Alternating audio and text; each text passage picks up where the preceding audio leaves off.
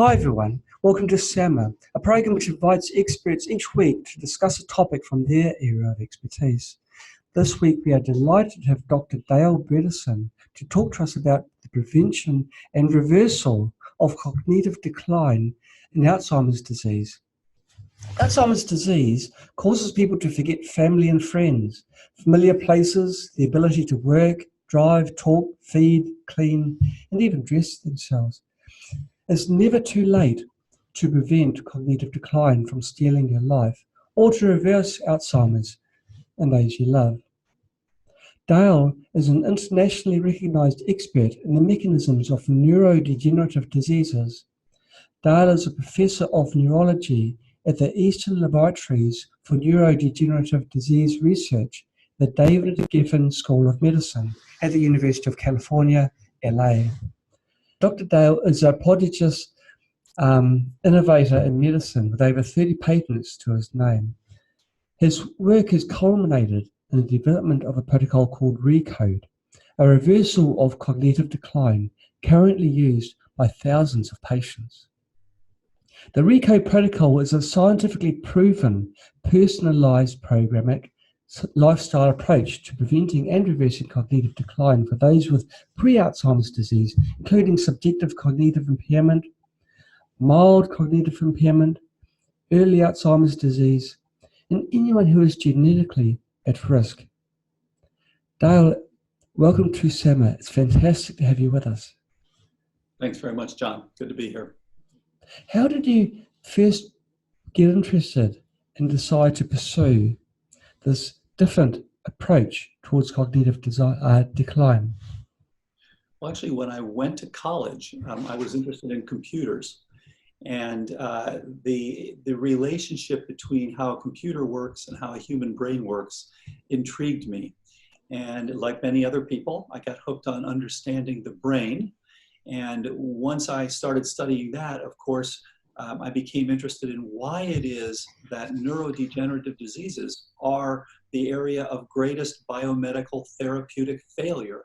As people say, everybody knows a cancer survivor, no one knows an Alzheimer's survivor. It's true. So I was intrigued by this idea of, why are we doing so poorly in this area? And so my laboratory has for 30 years studied the basic mechanisms of neurodegeneration. And the idea is, can we understand the fundamental drivers of the neurodegenerative process so that we can begin to fashion the first effective treatments? So that was the goal. Wow, well, that's quite a high goal. Yeah. Now, if you think about it, the thing that's been intriguing to me, all of the treatments that have been developed for neurodegenerative diseases have been developed without regard to what's actually causing the decline. So, for example, when you take a medicine for Alzheimer's disease, and of course the medicines don't work very well, that is a predetermined medicine. They're not asking what caused your cognitive decline. They're just saying, for everybody who has cognitive decline, let's try this medicine. And the fact of the matter is, what we are doing that's fundamentally different than all previous approaches is that we're asking for each person, what are all the things that drive this? And you can actually see from the work in the test tube for the last 30 years that there are many different drivers. So we usually tell the patients, imagine you have a roof with 36 holes. Now we're going to try to patch all 36 of the holes that actually are causing the decline. If you try to do it with a drug, it's a fantastic patch for one hole, but it doesn't get the other 35 holes. What you've done is paint a picture of pretty much what's happening broad spectrum in other areas of health, where the remedy isn't tailored to the person.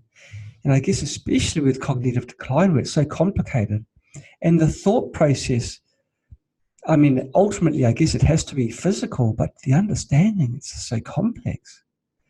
The people don't, this has been one of the issues. So what did you discover which turned things on its head? How on earth, basically, I'm asking Dale, can Alzheimer's, how can you partially reverse at all Right. the effects of Alzheimer's. Yes, and as we say in the papers, it's reversal of cognitive decline. That's Yes. what we have shown. Yes. We can't say your Alzheimer's has disappeared. You need an autopsy for that. Yes. What we can say is that the decline is now going in the positive direction instead of the negative direction. So what we studied for years, we started out by looking at what are the processes that kill brain cells. Right. And so you can now work out, okay, here are the specific things. What are the receptors? And of course, there were a lot of clues that came from wonderful genetic studies that were done at many laboratories that identified specific genes that are associated with risk for Alzheimer's or associated with Alzheimer's. A simple example, ApoE. And ApoE is a gene that you can have ApoE2, 3, or 4. And you have 2 copies, so you could be a 2-3 or a 3-3 or a 4-3. And it turns out that ApoE4 is the one that is the risk factor for Alzheimer's. If you have 0 copies of ApoE4, which is about 3/4 of the population, your risk for Alzheimer's during your entire lifetime, about 9%. If you have a single copy, which is about 1/4 of the population, about 75 million Americans have a single copy, and they are at about 30% risk during their lifetime.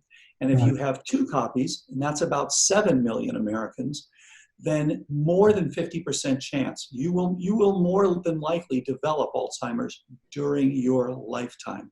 So you can now begin to trace how do these things impact cellular signaling.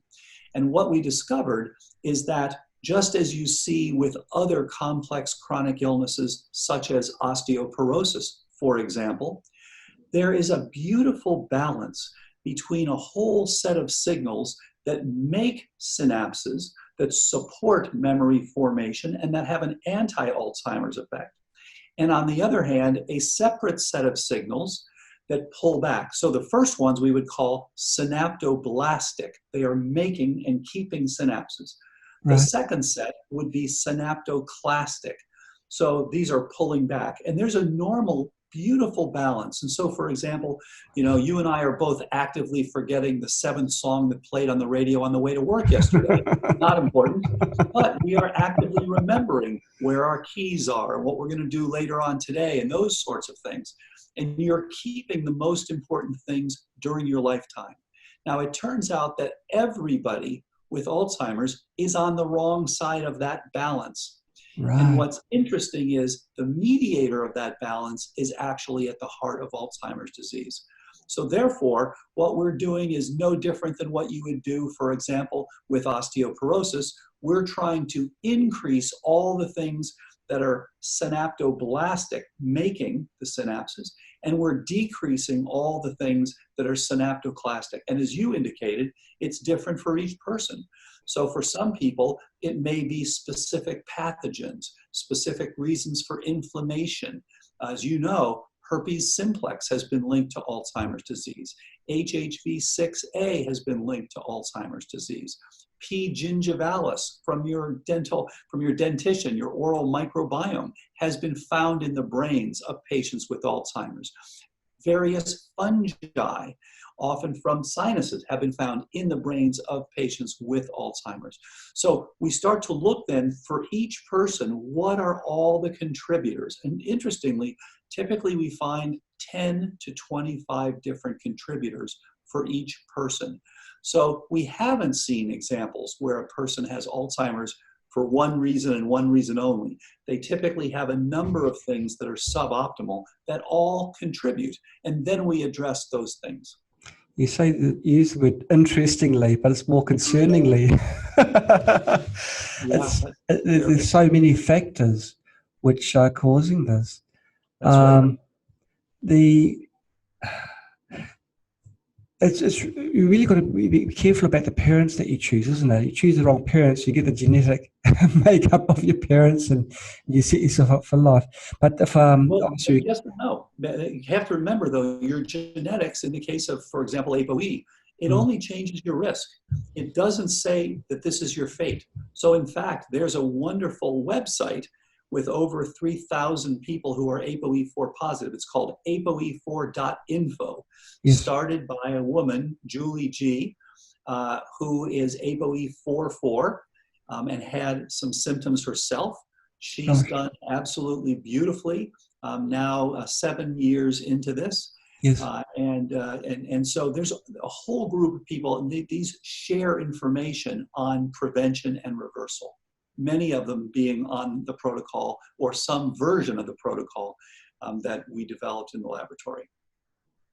I want to talk about the protocol very soon. Before we do, can we describe in more detail perhaps Alzheimer's? For laymen, they think Alzheimer's, a while ago they're talking about clumps of adenylum deposits of some form, or deposits, plaque, which has got adenylum in it. So people are thinking it's the pots they were cooking in that was increasing the amount of the incidence of Alzheimer's. Is there any truth in that? And what actually is Alzheimer's physically? Right, that's a really good point. So dementia is as you know, a relatively common problem. Yes. The claim has been it's probably now the third leading cause of death in the United States. Wow. And in fact, the first in the UK. So in the United States, you have cardiovascular disease as number 1, yes. You have cancer as number 2, and you have dementia as number 3. And Alzheimer's disease is the most common cause of yes. dementia. And dementia is global cognitive decline. And many people start out with problems with memory, recent memory, and then progress to having global cognitive decline, as you indicated, difficulty with taking care of themselves, and on and on. Mm-hmm. Within that, Alzheimer's disease, as I mentioned, the most common, and by definition, it simply refers to the pathology. When you look in the brain of someone with Alzheimer's, by yes. definition, they have something called amyloid plaques yes. and neurofibrillary tangles.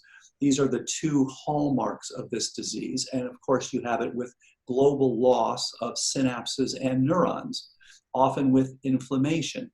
Yes. So that's the definition. So as you can see, this is a pathological definition. It doesn't tell you what causes it. And it's a little bit like if you took your car into a mechanic and the mechanic said, "Oh yeah, we know what this is. This is car not working syndrome." Well, you'd say, "It doesn't tell me anything." And that's essentially Alzheimer's. It doesn't tell you what's causing it. It just says that if a pathologist were to look in your brain, he or she would see A-beta plaques, amyloid plaques, and they would see neurofibrillary tangles. So we have to understand then, in order to prevent it and treat it, what's driving that process. Yes, yes. When you're talking about multiple triggers, it's sounding less of a disease and more of a condition by which many things can invoke and Yes. induce, induce. So I think what people are starting to realize is what we call Alzheimer's is a response. It's not the thing that starts the problem. It's the response. And in fact, what we found in the lab, and in fact others have suggested as well, is that Alzheimer's is actually a protective, it sounds backwards, but it's actually a protective response to different insults. Yes. So here's an example.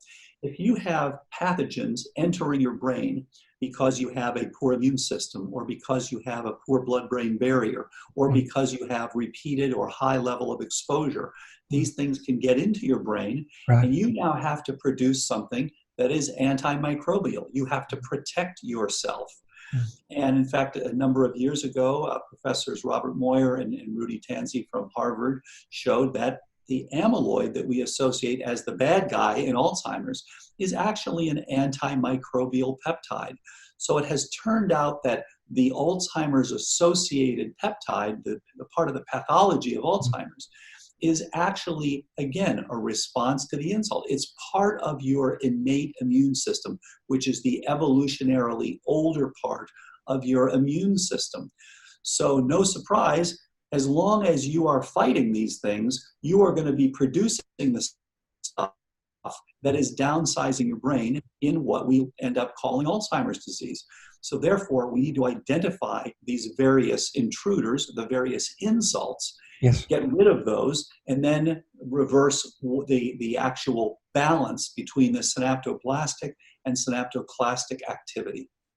Okay. So there's no, you can eat from ammonium. Good point. So here's the thing. There are dozens, and we initially identified 36, but there are dozens and dozens of contributors, things like inflammation. Mercury, unquestionable. Mercury, especially in some people, is a bad actor. Yes. Now, aluminum is more controversial. As you indicated, years ago, it was suggested that aluminum may be one of the causes. And what is turning out is it still may be one of the contributors. It is, the final word is not in yet. Okay. And so I would probably go for more on the ceramic side or something like that. Okay. So the jury is still out on aluminum. There are some things that suggest probably not a problem. Others that suggest, yes, it actually may end up turning out to be a contributor. But again, people keep saying, what's the cause of Alzheimer's? And that's a misunderstanding. This is a pathogenesis that can come with many different contributors. Right, both environmental and pathogen. A comment is coming from Carmela Walker. Carmela is a regular viewer on our show. We love it a bit. What she says is she finds it interesting that people who are diagnosed with Alzheimer's generally only have 5 years of life left after being diagnosed. And Karma is wondering whether that is possibly because of the medication that they're subsequently given after their diagnosis, whether the medication is could possibly be working against them. Yeah, so actually it's a wonderful point that she made, and there are two parts to understand here. So let me do the simple one first is, do medications change things? Yes. There has been a paper recently that suggested that people who go on the medications actually overall do slightly more poorly than the people who don't go on the medications. Gosh. But it's not clear whether that's due to the medications or whether it's due to something else. So we don't know that for sure. The medications, which don't work terribly well, do have a slight bump in cognitive ability for you initially. But the bigger question is really about this 5 years. And so this is where the misunderstanding has arisen. The beginning of this disease has been suggested to be about 20 years before a diagnosis. So in other words, you can begin to pick up changes in the spinal fluid and in PET scans about 20 years before the diagnosis. So the disease that we thought was a disease of old age, of 60s, 70s, 80s, is really a disease of your 40s, in some cases even earlier than that, and 50s. And this is now starting, and so you have a period where you don't have symptoms. Then you have the second period, which we would call SCI, subjective cognitive impairment. And these are people where they know there's something wrong. Often their spouses and their coworkers may notice something's wrong, but they're still able to test within normal limits. So, and it's clear the disease is ongoing at that time. That often lasts, that period of SCI often lasts a decade. Then, if you don't do something about it then, you go on to a period that is called MCI, mild cognitive impairment. And that is a pre-Alzheimer's condition, and that often lasts a few years. During that time, each year of MCI, 5 to 10% of all MCI patients will now convert to full-blown Alzheimer's. And the definition of conversion to Alzheimer's is when you begin to lose activities of daily living. So if you're having trouble with dressing yourself or things like that, then by definition, you have crossed over from MCI to Alzheimer's. So of course, we want to get people either in the pre-symptomatic period and get them on prevention, or we want to get them at the earliest possible of SCI, which is why we encourage people, please, just as you get a colonoscopy when you're 50, please get a cognoscopy if you're 45 years of age or older. Some blood tests, I have to say it's much less unpleasant than a colonoscopy. You get a couple of blood tests, You get a simple online cognitive assessment, and then you can actually get on appropriate treatment if you are early in the disease process, or you can get on prevention. So that's the key. Please do not wait. In the past, because there hasn't been anything to do, of course, people say, well, just wait because there's nothing we can do anyway, and let's just hope you don't have Alzheimer's. That's really backwards. We want to get in as early as possible. And hey, for someone who has complaints, but it doesn't turn out to be Alzheimer's, well, hallelujah. But you still have cognitive changes. You still want to fix those cognitive changes, whether it's labeled Alzheimer's or not. Understand. Now, the current medication for Alzheimer's focuses on the plaque, which is all the other physical structures of Alzheimer's, which were created by the body to combat this onslaught on the brain. So, is this why the decline is possibly a little bit faster? If you don't have the plaque build, if the brain doesn't have the plaque build up, which is set up to, which was created by the brain, to fight this onslaught, then the brain will start declining even faster. It seems a little bit counterproductive. Well, right. So you're right in that the recent trials have been about things that remove plaque. Yes. Those aren't the original. The original medications and the ones that you would get today if you went into an Alzheimer's center would be Aricept and Exelon and things like that. Those are inhibitors of cholinesterase. So when you make acetylcholine, which is a critical neurotransmitter for memory, and by the way, things that inhibit that are things that actually, like scopolamine and things that actually give you a loss of memory. So, and of course, there are drugs out there that do this that can increase your risk for cognitive decline.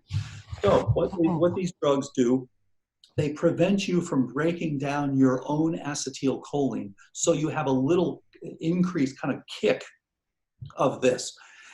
So it can buy you a little bit of time. However, the problem is when you get this that now inhibits your cholinesterase, what does your body do? Your body responds by making more cholinesterase. So ultimately, it's not terribly helpful. And as you can imagine, if you suddenly cold turkey that, you're in worse shape than you were. Oh, absolutely. Your body is now increased. Now, the second group, which is just one drug, Namenda, or memantine, that is a glutamate antagonist. So that's one that actually essentially inhibits, in a mild way, your excitotoxicity. And so excitotoxicity is essentially overstimulation, and it's something that you do see in Alzheimer's disease. And so this is inhibiting these glutamatergic synapses. Now, as you indicated, the newer ones, the ones that have been tested recently, have been to reduce the plaque. And you're absolutely right. Our concern was, if you take the plaque away, if you take the amyloid away, are you going to potentially cause a problem? Because this thing was made as part of a response to an insult. And indeed, we've seen numerous people now who had these, and actually each time they would get the injections, because these are injected unlike the other ones which are oral, they would go downhill, and then they would slowly start to come up, and then they get the next injection, they would go downhill again. On the other hand, there are some people who do seem to get some benefit. So these have been very controversial, and in fact, although virtually all of them have failed, one now, there's an attempt to resurrect one of them, which is called aducanumab. And we'll see what happens. It'll be up to the FDA, of course, to determine whether this will be tested. It's very clear these don't make you better. All they're doing is they're trying to make the decline slower. Whereas what we're talking about is let's actually make things reversal of cognitive decline instead of slowing of cognitive decline. But that's where we stand with the drugs right now. Why do people with Alzheimer's disease have a reduced lifespan if their memory is gone or reduced? Yeah. They shouldn't affect their lifespan. Why do they generally live just 5 years from the diagnosis date? Right. And of course, some do live longer. It depends a lot on the care. But what happens as you lose the ability to care for yourself, You have problems with incontinence and problems with infections, problem with taking care of yourself. So what happens is people typically aren't as mobile, so they may have a pulmonary embolus from sitting around. They typically get infected. They may have sepsis from a urinary tract infection.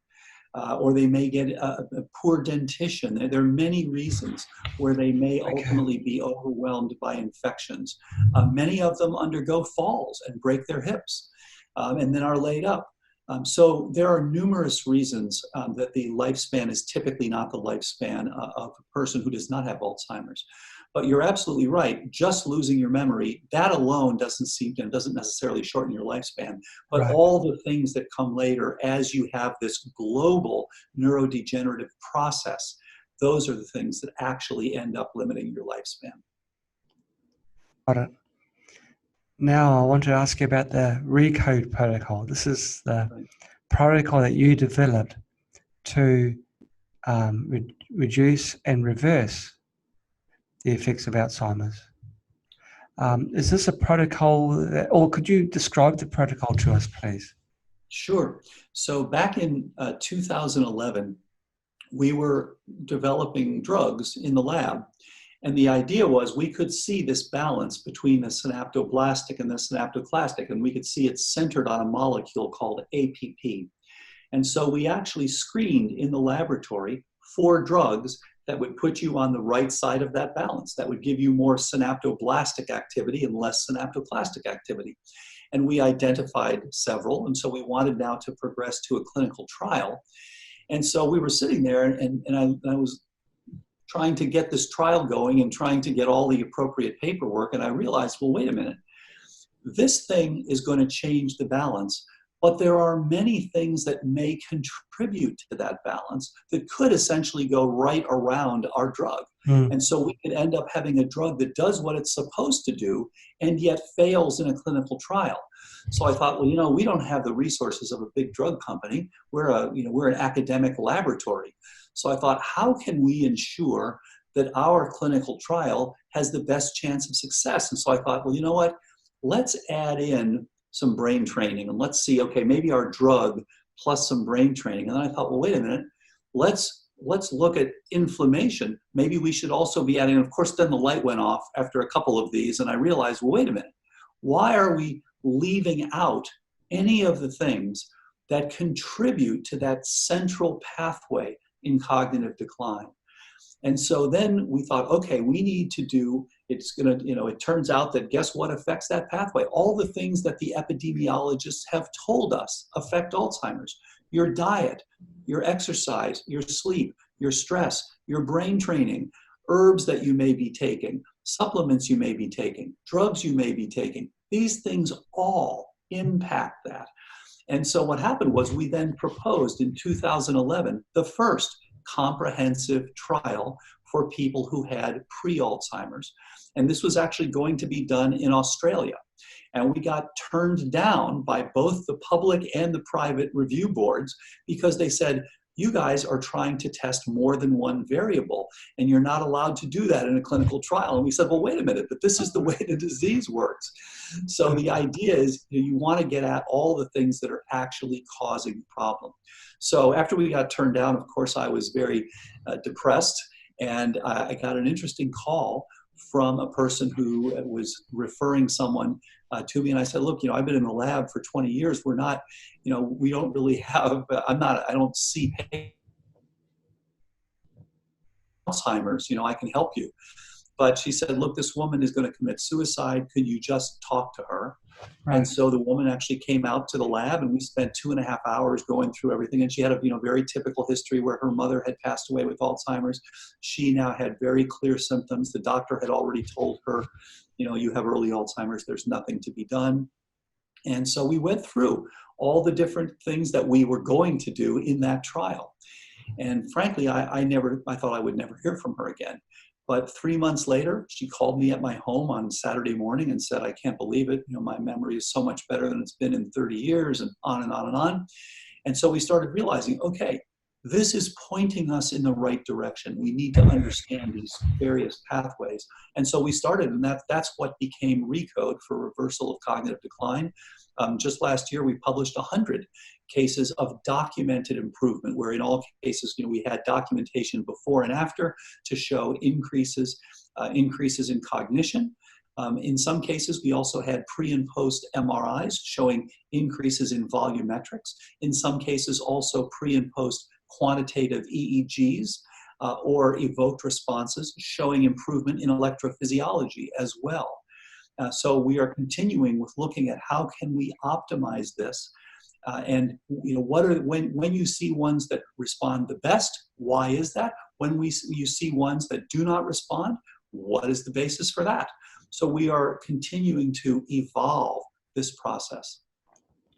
I lost the audio just a little bit when you were describing that woman that was in cognitive decline and then started on this protocol. But that must have been, that was a big win for you, and you seem to sort of downplay it. It was a bit of a success, that must have been a fantastic pump of adrenaline when you got that call and she said what her results were and how she went from the edge of being suicidal to getting her memory back and getting her body.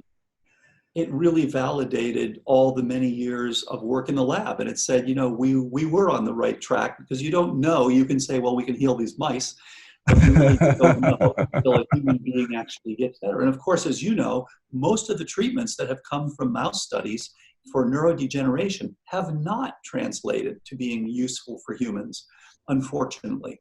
So yes, you're right. When the woman called, of course, the first thing, I put down the phone and looked at my wife, who's an integrative practitioner, and I said, she's better. We were on the right track here. Of course, the second thing was I immediately thought to myself, wait a minute, maybe she's the only one. Maybe this is an outlier. Maybe something wrong.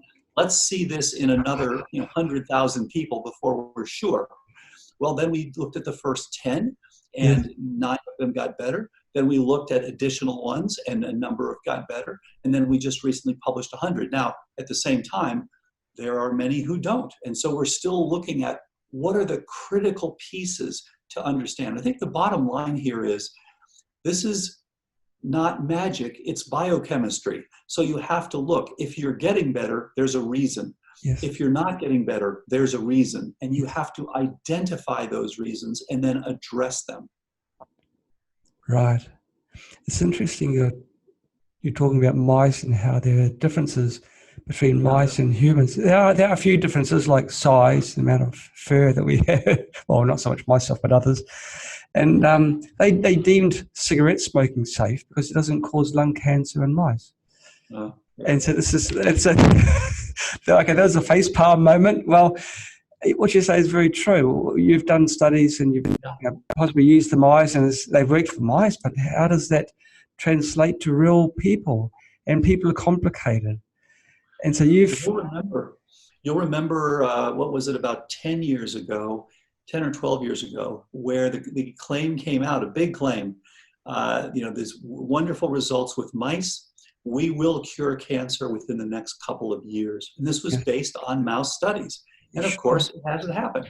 Yeah. And these diseases where we model them in mice, such as Lou Gehrig's disease, Alzheimer's disease, Parkinson's disease, they aren't identical to what you see in human. And in fact, in Alzheimer's, it's quite different because the mouse model is actually more applicable to familial Alzheimer's disease, which represents less than 5%. Most of Alzheimer's disease is so-called sporadic Alzheimer's, not familial. That's what the mouse doesn't model. And therefore, it's difficult to take the results that you got in a mouse and apply them to a human and see a positive response. Right. Pathologically, how does Parkinson's differ from Alzheimer's? Because you specifically looked at Alzheimer's, but there's other conditions that represent cognitive decline as well. I'm so glad you mentioned that because we're looking at the fundamental concepts, the things that drive the degenerative process. So of course, now that we've seen that in Alzheimer's, we can manipulate these various variables and change that balance for the positive. Of course, we're now looking at the biochemistry for each of these others: Parkinson's, Lewy body, frontotemporal dementia, and on and on and on, and ALS, etc. And what we're finding is that the same sort of thing happens, but you've got to now change the protocol with the specific biochemistry of each of these diseases. Now, in Alzheimer's, it's really fundamentally about neuroplasticity, which is why you're losing your memory. This is a plastic system. And when you can imagine if you've got a plastic system at work where, you've got people coming in and building things and then people taking them down, and you have that beautiful balance. Now imagine for years and years, the people that do the building never show up, and the people that do the demolition are doing extra. The place just starts getting smaller. That's really what Alzheimer's is about. Now in Parkinson's, it is different in that the system that goes awry there is about motor modulation. It is about fine-tuning your movements, which is why when you have problems there, what do? You go more slowly, and you have a tremor, and you fall down. So these are the things that are related to fine-tuning of your motor system. Fundamentally different than when you're talking about Alzheimer's, about neuroplasticity. So it's a different system, different things affect it. But the thing that's similar is that in both of these, and in all of the others, as far from what we currently believe, there is a mismatch between the support that you have for that neural subsystem and the demand. So these are beautifully balanced when you're young, but based on your genetics, your lifestyle, what you're eating, all these various things, as you get older, you may have a chronic or repeated mismatch between the supply and the demand. And in the case of Parkinson's, it is especially about mitochondrial complex 1. This is a system that demands that part of the mitochondria. So when you have an inhibitor of that, for example, when you are failing in that part of your mitochondrion, what do you see? Parkinson's disease. And instead of the amyloid plaques and the neurofibrillary tangle, you see what's called Lewy bodies, and these are from a different protein. The main one in that one is called alpha-synuclein. And so it's a different way. But guess what? Alpha-synuclein is also an antimicrobial peptide. So again, you are now trying to fight off something. And as you know, there's been a lot written recently about the relationship between the gut microbiome, gut health, and Parkinson's.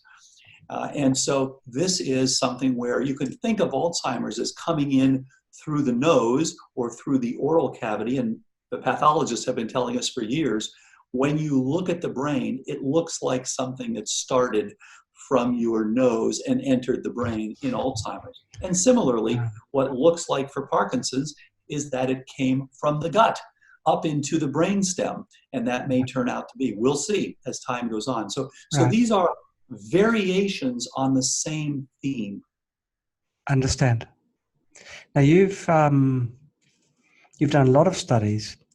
You're now an expert in the field. Are there any foods that you avoid? Oh my gosh, absolutely. So, we in fact, we've just finished a book, and I finished it actually with my wife, the integrative physician, Dr. Lasheen Bredesen, and also with Julie G that I mentioned earlier, the ApoE4 person who had started the ApoE4.info. And food turns out to be important. And, when I was in medical school, the claim was, nutrition's not that important. You get the right medicine, everything's going to be fine. Well, it turns out that especially for complex chronic illnesses, I know we laugh now, but it was amazing that, back in the 70s when I was in medical school, it's actually still the same now. Amazing. So yes, there absolutely are critical pieces for what you eat with respect to your risk for Alzheimer's. So let's talk about the anti-Alzheimer's approach. Because I wrote a piece in the book, The End of Alzheimer's, about how to give yourself Alzheimer's. If you wanted to give yourself Alzheimer's, there's a diet you can eat, there's a whole lifestyle you can have, and you will increase your risk for Alzheimer's dramatically. So you want to give it to yourself. You start with some sugar. You want to have a leaky gut. You want to have inflammation. You want to eat frequently. You want to have no fasting periods. You want to eat processed foods. These are all things that increase your risk for Alzheimer's disease. On the other hand, you want to prevent your decline. You want to decrease your risk. Then there absolutely are critical features. So what we propose is a diet which is we call Keto Flex 12-3. And here's why we call it that. So step one, ketosis. We want to get people into mild ketosis. Two, it's flexitarian. So this is a plant-rich diet. If you want to be a vegetarian, no problem. But if you want to be an omnivore, no problem. You want to make meat not the major thing. And if you're going to have meat, fine. Make sure to have some low mercury fish. But for the food, for the meat you want to have, if you're going to have chicken, have pastured chicken, and be aware that chicken often has some arsenic in it. So be careful about that. And if you're going to have eggs, great. Many of us are deficient in choline, which you can get from eggs and liver and things like that. Then make sure that, again, that these are pastured eggs. And if it's going to be beef, make sure it's grass-fed beef. So these are things that will help you have a plant-rich diet. And then the 12-3 that we talk about is a minimum of 12 hours of fasting between finishing dinner and starting breakfast, brunch, or lunch. So you need that fasting period. Very helpful, actually, for autophagy, helpful for cleaning out your brain, helpful for all sorts of things, improving your blood pressure, which, by the way, is one of the risk factors for Alzheimer's. You've got chronic hypertension, you're at greater risk for Alzheimer's disease. And so this is what we call the Keto Flex 12-3 diet. It is a plant-rich, insulin sensitizing, mildly ketotic, organic foods mostly diet. Your suggestion for 12 hours between dinner and breakfast, I read that as you can sleep in the mornings. A good excuse to sleep in. And by the way, if you are ApoE4 positive, you actually need a little longer fasting, and typically 14 to 16 hours if you're ApoE4 positive, but 12 to 14 hours if you're ApoE4 negative. And of course, some people like to use the so-called fasting mimicking diet. That's fine too. Whatever you do, you want to get some time with some fasting. It actually turns out to be an important part of the overall approach. And then, of course, exercise. Exercise for numerous biochemical mechanisms has a very much of an anti-Alzheimer's effect. It improves your insulin sensitivity. It increases your ketosis, for example. It improves your cerebral blood flow. So all of these things, it improves insulin sensitivity, as I mentioned. For multiple mechanisms, very, very helpful.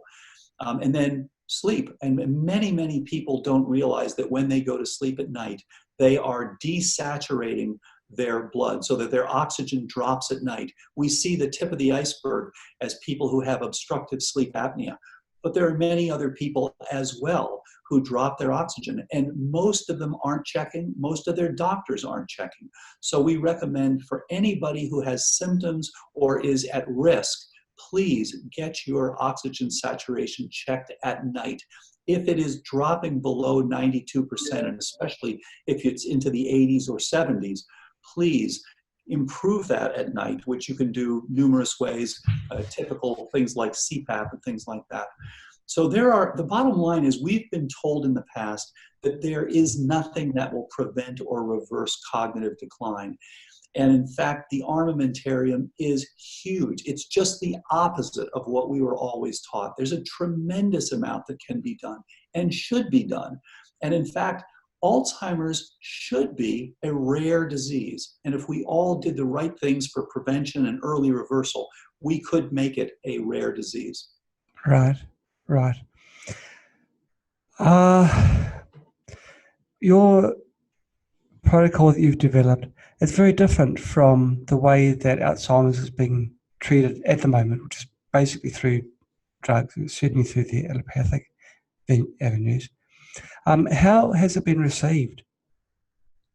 Yeah, that's such an interesting point, and we've really learned. It reminds me so much. You look at like Ulysses from James Joyce. It's capturing a whole life in a single day. this is capturing the whole life in a single disease. This has taught us about the molecular biology of neurons. It's taught us about something about genetics. It's taught us about the way we eat. It's taught us about our lifestyles. And it's taught us about the resistance of medicine to change and the resistance of many people to change their thinking. Yes. So when we first published the first example of reversal of cognitive decline back in 2014, people were extremely skeptical, and people said, we don't believe this, and on and on. Someone wrote an article about how this is all about pseudo-medicine, where they have no people who are getting better. We have many people who are getting better, and they're saying this is pseudo-medicine. Well, okay, you tell us when you've got some results, because we're publishing results repeatedly in people who actually did show improvement. Now, interestingly, if you just look in the last year, suddenly everywhere you're seeing articles by different groups saying, oh, we combined all these things and we actually got some nice results. So in fact, people are starting to come to the same conclusions. Now, again, a lot of people aren't checking to see first why the person got it. So they're kind of shooting blindly. Well, we're going to improve, we're going to give them antihypertensives and we're going to try to improve their diet and do some exercise. We still think it's much better to look to see what's actually causing the problem instead of shooting blindly. But nevertheless, we're seeing repeated reports now of some improvements where you have a multimodal process. And this simply didn't happen before the first paper back in 2014. No, people like things compartmentalized rather than holistic. Yeah, absolutely. But again, you have to go after what's actually driving the process.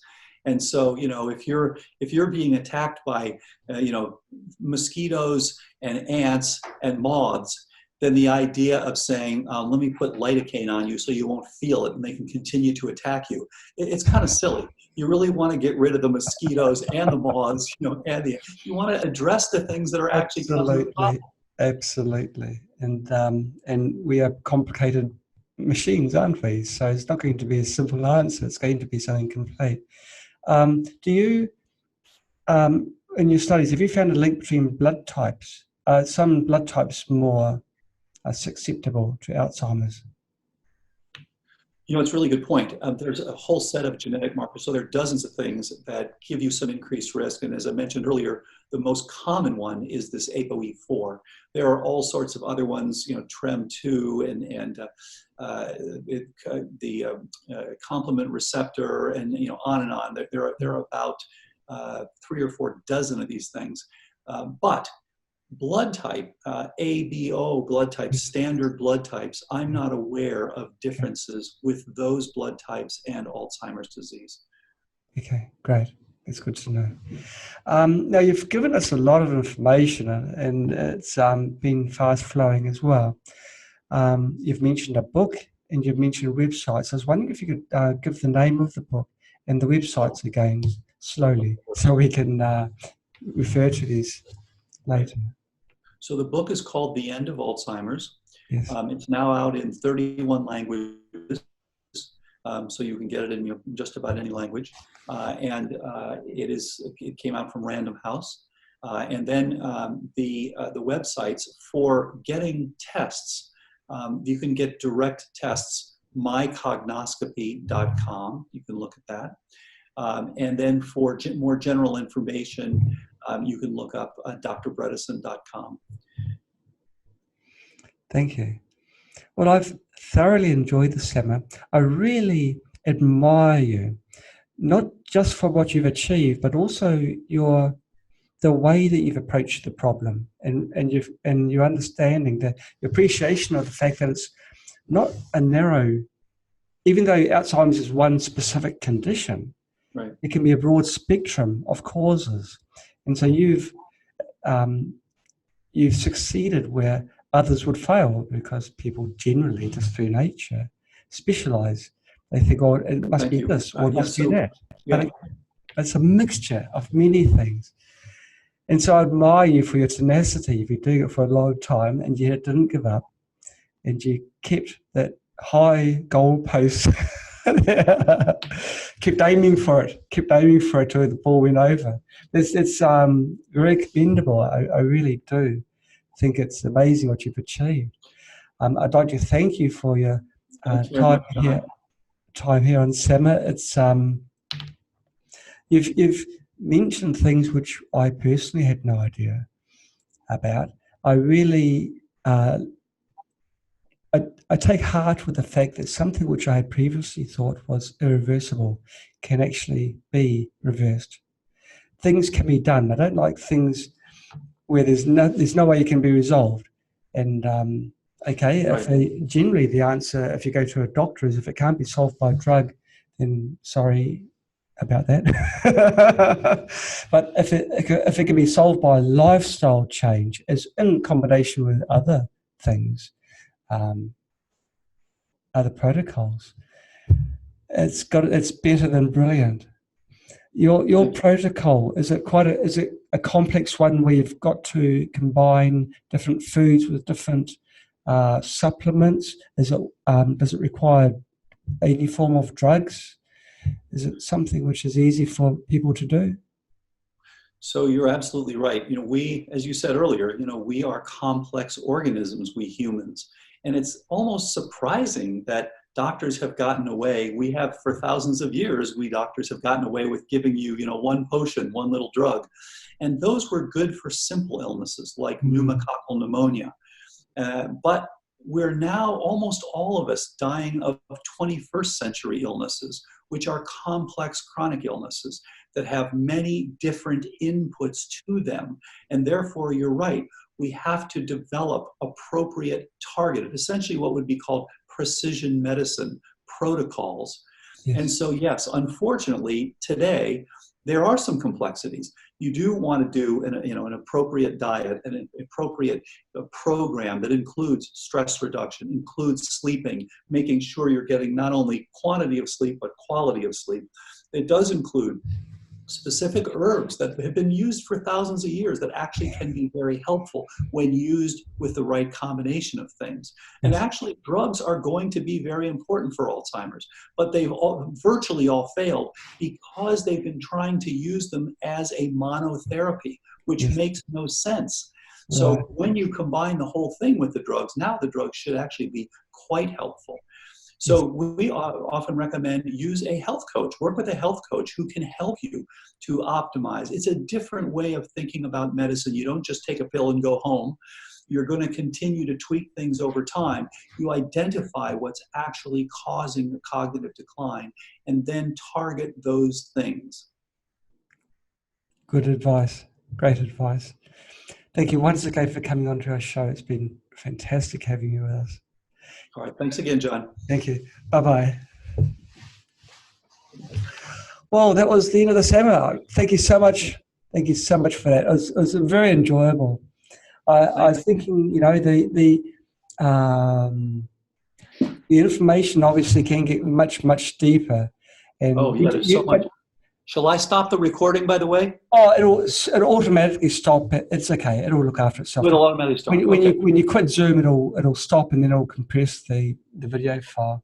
Now you gave the message in layman's terms and in a language that we can all understand, and that was fantastic. I was a little bit worried, maybe things will get a little bit deep, but no, we managed to convey the messages, and you gave the information. When you see how it works, it actually makes sense. And so I think a lot of the voodoo around Alzheimer's has been because people were confused. Yes. But it actually does make sense. And, what a surprise. What you eat actually makes a difference. And all these other things are all critical. And one of the interesting things that's come out of this is that various pieces, things like things that enhance your oxygenation at night, or things like Rife machines and things like stimulate the brain. There's a lot on Violite and other light stimulation. These all have their places in the overall program, depending on what is causing your decline.